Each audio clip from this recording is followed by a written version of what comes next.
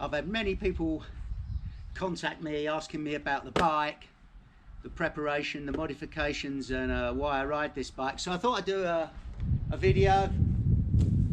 This is my 2006 BMW GS650 Dakar. It's the bike I want to travel with. It's the bike I love. I don't think it matters what bike you travel with, as long as you're happy with it. So I bought this bike 6, 7 years ago now. It had done about 20,000 miles, about 30,000 kilometers at the time, and it was a standard GS Dakar. And the reason I went for this bike is because it's pretty general purpose and it covers many functions. It's got a nice big seat, so it's comfy. It's got a Rotax single cylinder engine, which is just so reliable, and it's a comfortable riding position.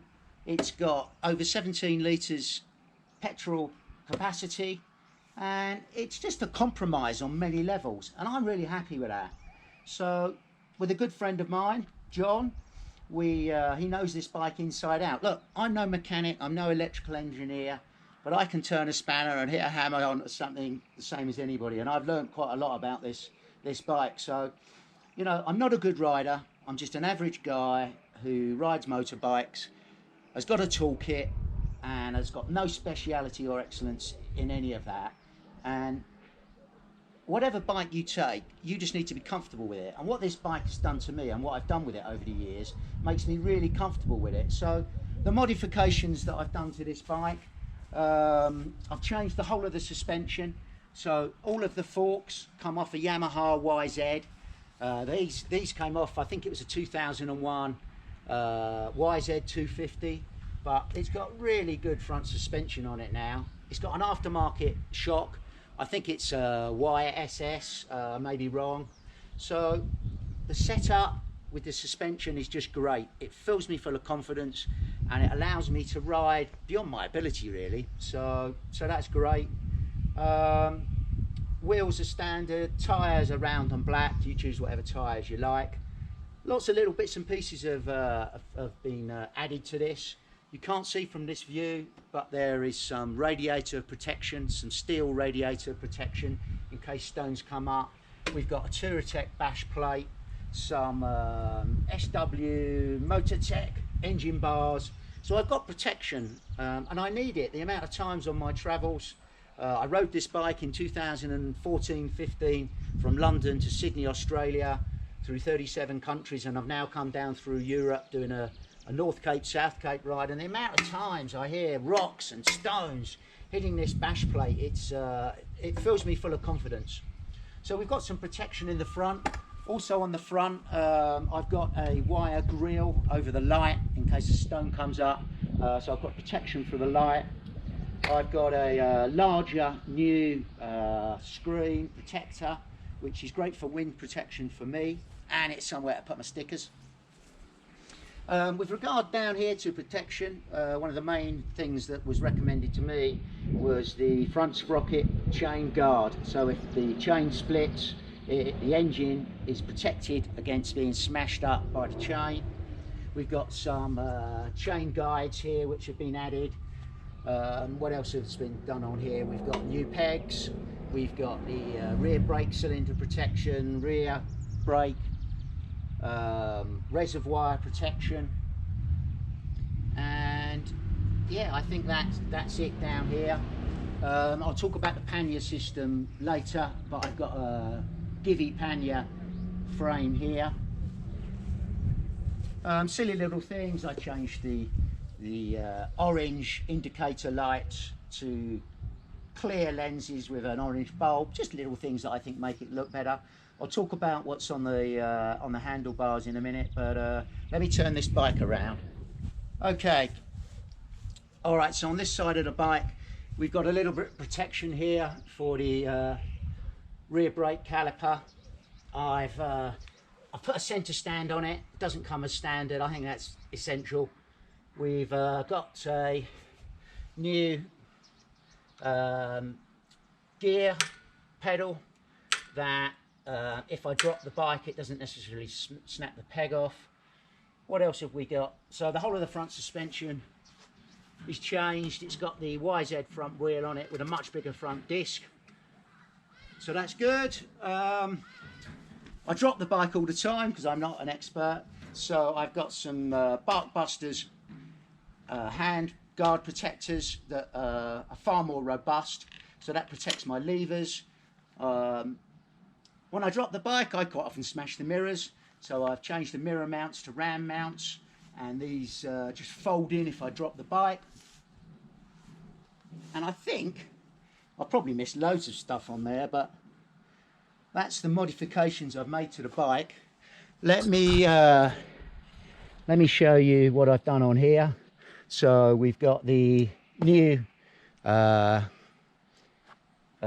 at the front, the windshield. We've got the new wing mirrors.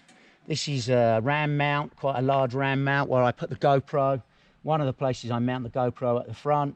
This is for my Garmin Zumo, and this holds my holder from Ultimate Add-ons where I put my smartphone, and everything's charged at the back here. I've got a twin USB charger wired into the battery, so I can charge everything while I'm going. And not only is the seat comfy, but it's extra comfy, as it's got my sheepskin that came from Bosnia a couple of years ago. And if it can keep a sheep warm in the winter and cool in the summer, then that's what I want. So yeah, that's the bike. I'll show you the panniers in a while. With regard to what I did to the bike to prepare it for this trip. So again, I'm no great mechanic, but with my friend John, we changed the wheel bearings. So before this trip, 20,000 kilometers I've done on this trip. I had new wheel bearings, new brake fluid, brake pads, the obvious stuff. I had a new clutch and a clutch cable about 25,000 miles ago now, so that's good to go. One of the problems this model has is the water pump leaking. So before this trip, we changed the water pump, and I carry a spare just in case of that. I got this bike has now done 100,000 kilometers. I got the valve clearances checked by BMW before I left, and they didn't need any adjustment. So 100,000 kilometers, 60,000 miles. This bike hasn't had to have any valve clearance adjustment. What else have we done? The head bearings were changed about 5,000 miles before this trip, so they're fine. What else? Before this trip, the Chris Hockey at Dr. Shocks serviced the forks, new fork seals, fork oil. He set the suspension up for this trip for me. And a new battery before this trip, new rectifier before this trip. Probably some other bits. 5,000 miles before this trip, we put a new fuel filter in. So there's probably some other bits and pieces I did. You know, obviously we stripped this bike down, we looked at things, we changed what felt necessary at the time, and the way this bike is, and it was when I left, it was set up for me, and it gave me 100% confidence in this bike. You may want to do different modifications and alterations, and that's great. You've just got to be comfortable with the bike for you. So I left England, and after 6,000 miles, 10,000 kilometers, having gone up to the north of Norway to Nordkapp, I arrived back down in Athens. And in Athens, I gave the bike a full service, checked all the nuts and bolts, oil change, filter, etc. So that's what I've done en route. I've had to change the brake pads en route. I had one problem on this trip, which was the radiator fan broke. Luckily I was in Athens when that happened, and this bike's common down there, so I've put a reconditioned fan on. And now I'm in Nairobi. I'm at Jungle Junction in Kenya, and this bike was a right mess. I came down from Ethiopia in the mud. Both me and the bike were just so dirty and muddy, so the bike was cleaned. I serviced it, so I did spark plugs, air filter, oil. I've had new Mitas EO9 tyres put on. and I had a little bit of welding to do. A few other nuts and bolts needed tightening up, and I've had to put a new rear bulb in the the rear light and brake bulb. And I just checked over the bike really, make sure all the nuts and bolts are tight, had a good look around. As I say, I'm not a mechanic, and as this bike stands now, I feel it's in as good a condition now as it was when I left England. So look, I might break down, I will break down. I'm gonna have a problem with this bike somewhere between here and Cape Town. I don't know where and I don't know what, and I'll deal with it. So in my very amateurish way, I've developed a toolkit that I take that allows me to do all of the modification or the repairs within my capability. I carry spare clutch lever, brake lever, although I've got these new Barkbuster guards, I don't think they're necessary, but I carry new levers. I've got a throttle cable, a clutch cable, I've got spares wise, I've got some head bearings as I didn't change them before I left. I've got fork seals, spare fork seals, I've got puncture repair kits, I've got tubes, I've got a chain breaker, I've got, what else? I've got some electrical items, some nuts and bolts, some little bits and pieces I carry. I've got spare brake pads, and I've got a few other little bits and pieces. But what's great is all of that together, the toolkit and the spares I've got, really don't amount to more than maybe a capacity of about 2 litres. So it's easy to carry. Anything else that goes wrong with this bike, you know what, I'll get it dealt with by somebody on the road. There are great mechanics throughout the world, whether they've got a modern workshop or they're working in the mud on the main road, in you know, outside a dirty shack. Doesn't make any difference. There's skilled people wherever I go. So that's my bike. I probably missed a few bits and pieces, but I'll talk about the panniers when I put them on in a minute. But yeah, this bike I love. You go with whatever bike you want, as long as you're comfortable with it. So the sun has come out, especially for the panniers part. So, been through the bike. People ask me about my luggage and what I take, and I travel really lightly. I've not met many people who have as little luggage as me. And again, you've got to take whatever you're comfortable with. I've been, I don't know if it's 80,000 kilometers, maybe 50,000 miles on this bike, and my luggage has sort of changed. I started off with hard panniers. I rode London to Australia with hard panniers, and they were great and they were fine, but I wanted to try soft panniers, so I bought these Adventure Spec Magadan panniers, and having now gone from London up to Nordkap and down here to Kenya, so 20,000 kilometers, 12,000 miles, this I prefer this system. When I'm going through traffic, I haven't got big bits of metal sticking out. The amount of luggage that I want to put in them, I can strap the pannier to its size, so they're compact. They've got pockets on the outside for water and things. I put a lockable strap on, so they're secure. Of course, if someone wants to get a Stanley blade, they can cut them open. So there's one of those on either side, and you know what? I don't want to lose anything that's in there, but there's nothing valuable. There's no IT in there, there's no passport in there. In here I've got spare parts, my toolkit, a couple of warm items of clothing, some chain lube. That's about it really. And in the other side I've got all my camping gear, my tent, my roll mat, my sleeping bag, my stove, my eating utensils, and a little bit of dry food. And that's about it in the panniers. This is my Ortlieb 50 litre bag, which is probably down to about 25 litres capacity. This is what I take off whether I'm camping or going into a hotel. It's got my clothes, my wash gear, Bluetooth speaker, the things I want in the hotel. These stay on the bike, I never take them off. For security, I've got this little top box. It's not a necessary design for motorbike.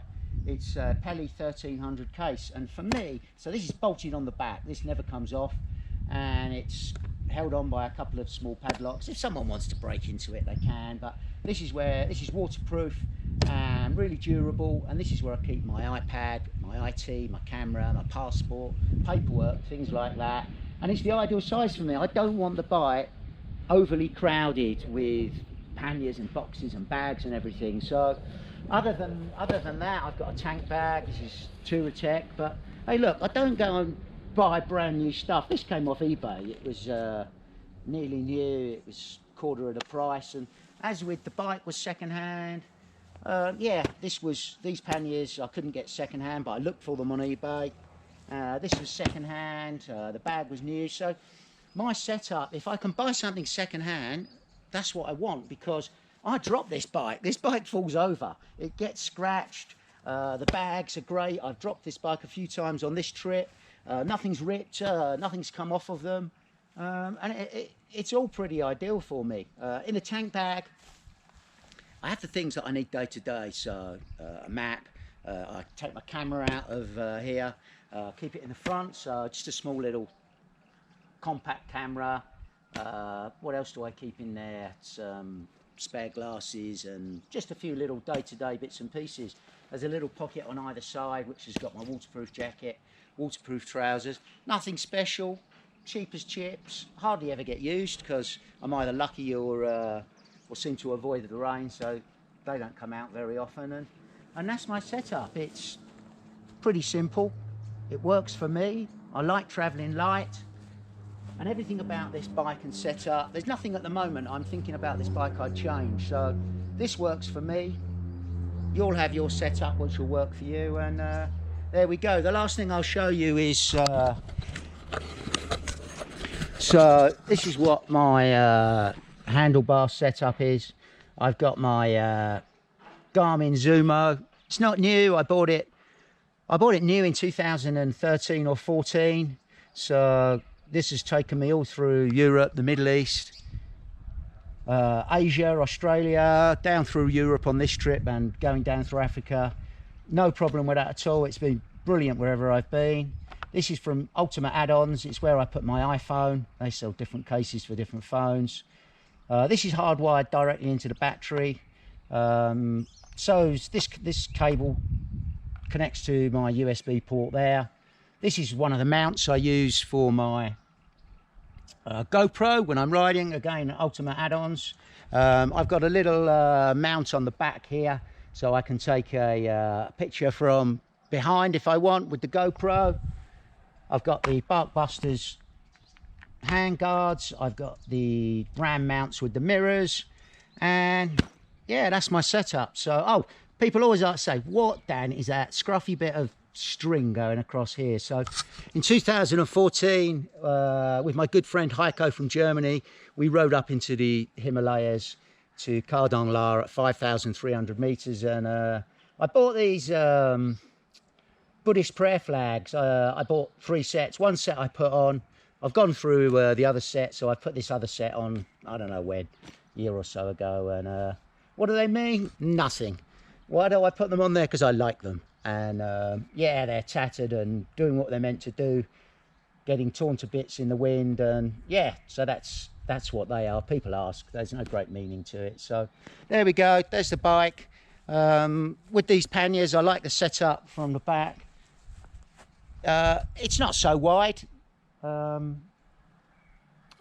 can filter through most traffic with the width of that bike, and yeah, happy days. So there we go.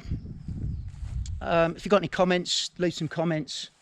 What you think about my setup. If you've got any improvements that you think I might want to consider, please tell me, because everything I've done, from buying the bike, the modifications, the luggage system, all comes from talking to people.